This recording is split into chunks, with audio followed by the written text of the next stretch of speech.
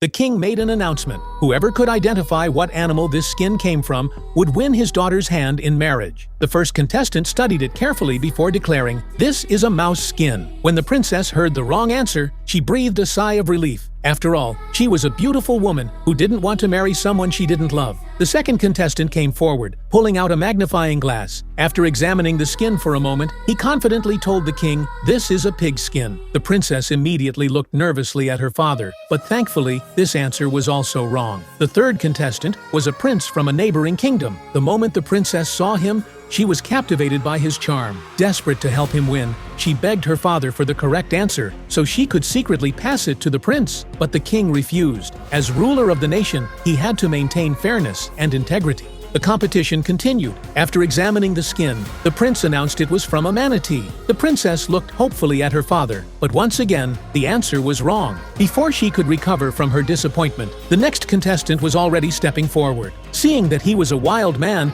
the guards moved to throw him out, but the king waved them off. He figured if even the worldly prince couldn't guess correctly, a savage certainly had no chance. But the king had underestimated him. The wild man had an incredibly keen sense of smell. With just one sniff, he identified it as a flea skin. The king froze in shock, while the princess ran to the roof, ready to jump rather than accept this fate. The king rushed after her, trying to talk her down. He'd never intended to choose such a husband for his daughter, but having given his word, he had to uphold the nation's honor and integrity, even if it meant sacrificing his daughter's happiness. You're probably wondering how on earth there could be a giant flea skin. Well, it all started a few years back when the king was watching his daughter perform music in the palace. A flea suddenly hopped onto his hand, and watching it bounce around in his palm amused him so much that he completely lost interest in his daughter's performance. Eager to study this little creature, he immediately left for his study. There, he pricked his finger with a pen and used the blood to lure out the flea, then placed it in a small box. The king was delighted with his new pet and spent all his time in the study playing with it, neglecting his royal duties. Surprisingly,